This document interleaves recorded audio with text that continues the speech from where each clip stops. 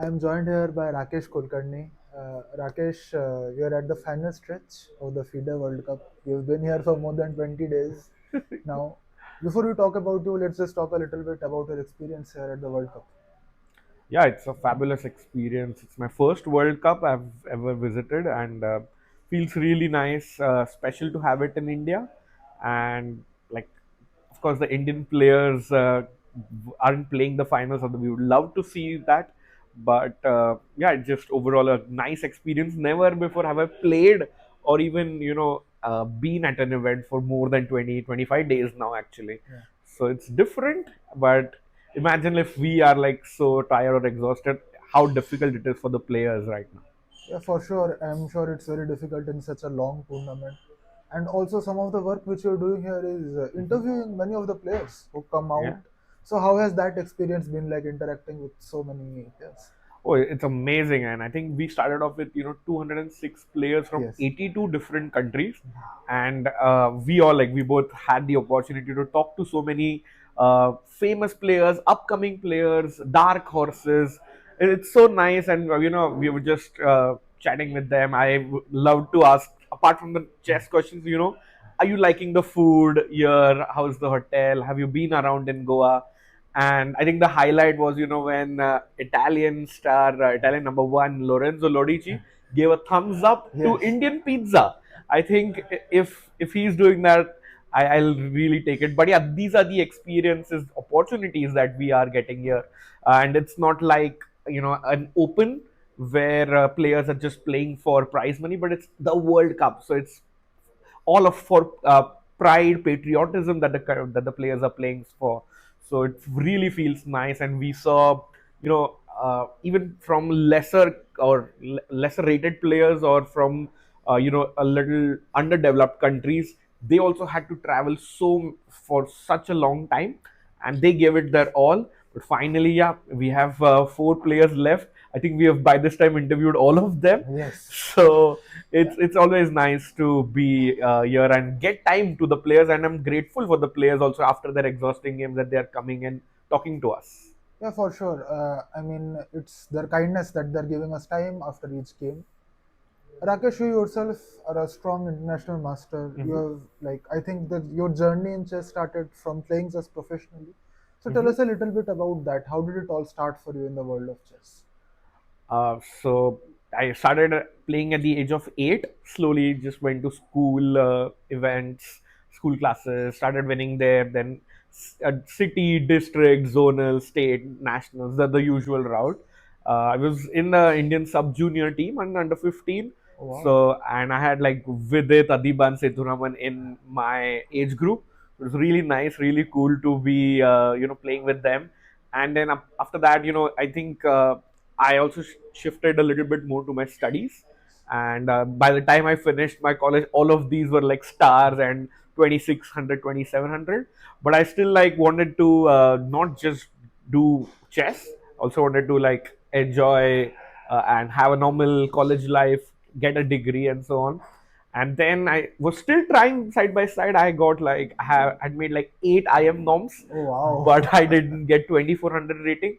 But after trying for a long time, finally I decided, okay, I need to maybe just play in Europe for a couple of years. And when I did that, I finally became an IM very, very late at the age of 25 compared to these standards. But I think if there is one message I could give to anyone watching this, is never give up and believe in yourself. People might say it might not happen or whatever, but if you believe in yourself, if you see it here, it happens in real life as well. Yeah, for sure. It's very inspiring the way you mentioned time norms and then you finally breaking through and getting the title. Hmm. Did the motivations change for you in professional chess while you were studying in college? Did the importance of playing chess itself reduce a little bit?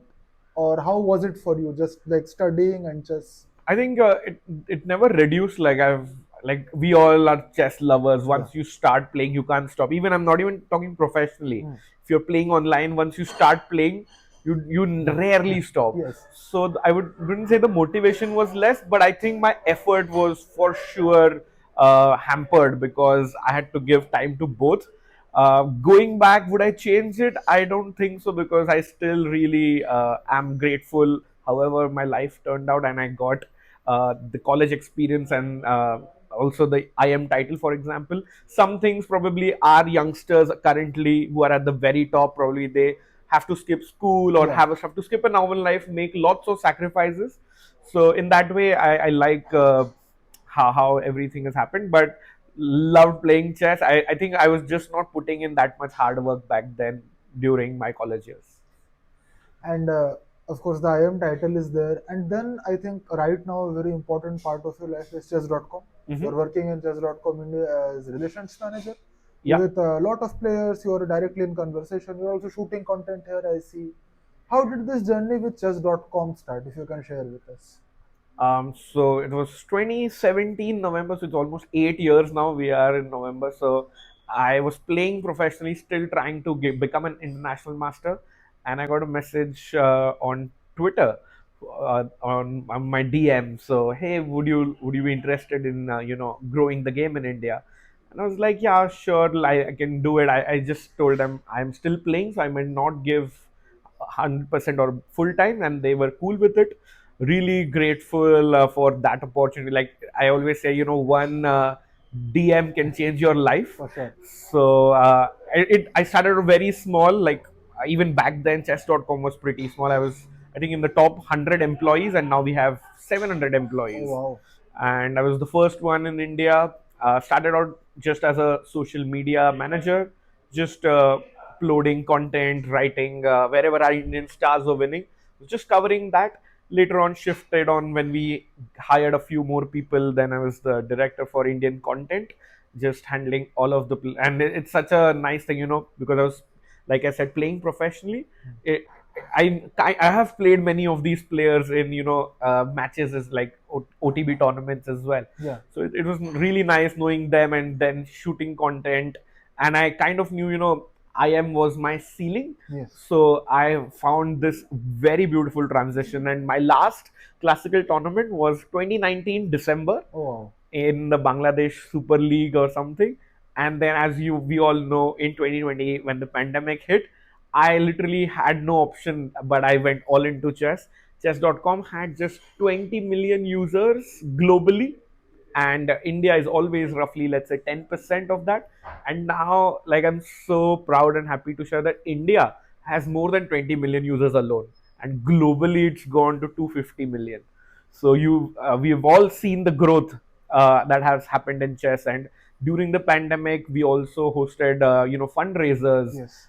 thanks to our top players Vishy sir and all the young juniors. Correct. We hosted two fundraisers, uh, got we got donations for almost like 1 crore rupees that we donated to organizations that were helping on ground. Oh, wow. So these, things like these are so special. And I couldn't go out myself, but this was maybe my way of helping out. And even people who were in pandemic, like of course we all know Samay Raina made a chess school popular in India. It was also, dealing with him, helping him out. Lots of users, they wanted help. Organizers, their jobs had shut, so they wanted to organize tournaments, so we were helping them do that as well. And like 8 years ago, I was the only one. Now we have a strong team of 7 or 8 people. So it's amazing. And yeah, really grateful to chess.com for trusting me with India. And I'm happy with how things have turned out. Yeah, for sure. It's been a great journey, I would say, from that time, 2017, 2016. I think at the time maybe Chesscom India was also a new page, and now Yeah. I see there are so many followers, maybe close to 1 million now on YouTube as well, if I'm not mistaken. Yeah, close to 1 million overall. I would say 2.5 million across all the pages. And So then this page started with you, basically, I would yeah, say. like it was my on my phone that I opened and Oh, created wow. these pages. So it feels super special. uh, Grateful, and thank each and every follower. And it's, there's always, even when we are on YouTube or Instagram, if a page already has like 10,000 followers or 100,000, we think many people trust this, Yes, so we also follow it more. correct. The first 100 or the first 1,000 It's very followers are the difficult. toughest. for sure. So it felt so difficult starting from back then, and literally, like, I was the first follower, of course, because I made the page. Yeah. My friends, family, and then of course a few players, top players, they started liking. Then we posted content, they were resharing. So I'm also grateful to them. And we all know Indian players also started winning many events from 2018, 2019. So it all came together. But extremely happy, with some, if you have created a page and from there it's come so far, really happy with that. Yeah, and with joining Chesscom, I think Rakesh, we have also tried a lot of different hats during all these years. Hmm. Maybe starting with content creation, which was maybe before you were not doing so much. Yeah. Then now taking interviews, doing commentary in a lot of events. How has how did you learn these skills? How was the learning curve for you for all these things? Because at the time you were not doing professionally content creation, right? When you Yeah. joined.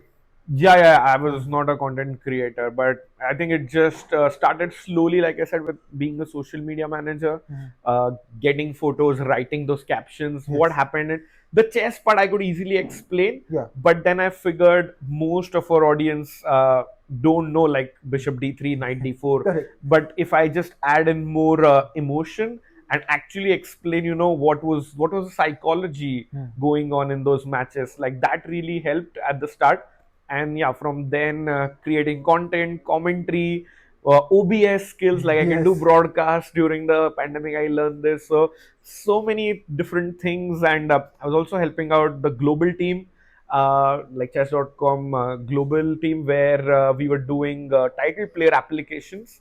So if let's say anybody is a title player, they had to submit a few documents, Uh-huh. and then we used to check, okay, if that's the same person, and we used to give the title to them. And because of the title, you get to play Title Tuesday, you have lifetime diamond and so on. But those things also came in, like I had didn't have those skills, but because of that, I got to interact with a lot of grandmasters, international masters all around the world.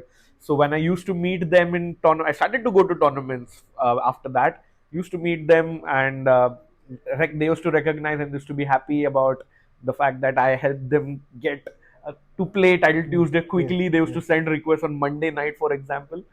But all those things. And then commentary was, I think I did a lot of commentary this Yes. year. Surprisingly, I was doing a little bit here back and then, but because, like I said, I was the only one, I had to do five different things, Yes. so it was difficult. But yeah, it's been very interesting, I would say, watching a little bit of YouTube, watching Sagar Bhai, ChessBase India a little bit. What are the good practices or things you can expect? Because I think a lot of people don't know that Sagar and I are from the same college Yes. in Mumbai, and I was in the exposure trip that I was mentioning for Team India from that sub junior nationals. And when I got my results of 10th boards, I was playing in Spain, and a couple of weeks later, Sagar Bhai and my parents were sitting in Podar College Oh. principal's office, and Sagar Bhai said, he's a great player. He'll be a good addition to the team. So we go way back, and we used to practice together. I live in Thane. Sagar Bhai used to live in Ghatkopar, which is Yes. like half an hour away. We Yes. used to travel to each other's homes, practice together. And it's interestingly, after that, like I think they Sagar and Amruta started in 2016, Yes. ChessBase India, Yes. and we started in 2017. So it's really nice. Like, our journey has also changed a lot, and we have been, of course, in touch. And but many people think, oh, what about Sagar Bhai or what about Rakesh Bhai? These questions keep coming up, but there is so much history, and Yes. we are friends since such a long time. So it even coming to the question, even he really helped me out with some footages or some devices, if I needed some suggestions. So that was really good. Tanya is also a very good friend. She was working in Gibraltar Open or doing commentary since long time ago. So just watching them, how do they bring the excitement? Because as we know, chess is a little bit dull at sometimes, Yeah. especially in classical chess. So learning from them, learning on the go, learning from our global team, shooting contents, also not just the main content, like outside content, Yeah. inside content, handshakes, resignations, blunders, reactions, all of this, and now from our practice we know, okay, this will work or Yeah. this might not work. So we always try to do that. But overall, yeah, either you're like, they say, you have an expertise in one thing or you wear a lot of different hats. But like you mentioned, I think I like this part more of being an all-rounder, for example. And with all this journey now, it has been almost 8 9 years of experience for you now. You're working in Chesscom India. Hmm. How do you see the current role? Because we are sort of in a situation, I feel, where the big boom has already happened. Uh-huh. We have the world champion. A lot of people in the country are following chess now. They're watching commentaries. They're watching different videos of Chesscom India, ChessBase India, Hmm. many other creators. So, what direction do you think will be a good one right now to take for all of us chess content creators? Of a content creator, Yeah, content I creators. think we are just at the tip of the iceberg, because what I see content creation in India for chess is like 5% or 10% what was back then in the US, for example. Like Mm-hmm. when chess.com launched like the streamers program back in Yes. 2017-18, um, they, like all of these players that we see, the famous one like Gotham Chess, Hikaru, the Botes sisters, Uh-huh. they were very small back Back then. then, yes, for But sure. it's not also an overnight success. They have put in countless hours, worked super hard. But I feel, for example, in India, I don't know any streamer like who is putting in that much effort, for Mm. example. And of course, Sagar Bhai is a commentator. I'm just Yeah, talking about pure streaming. correct. And like any youngster, any, even like there is no chess player, Hmm. professional chess player who's streaming in India currently. That's true. There Yeah. are no regular streamers like, let's say, Gotham. Yeah. Yeah, yeah, and that is why I feel like everybody is mostly into shorts, and I know it's also the time span has Hmm. reduced. Yeah. People prefer that. We all also prefer that Yeah. personally.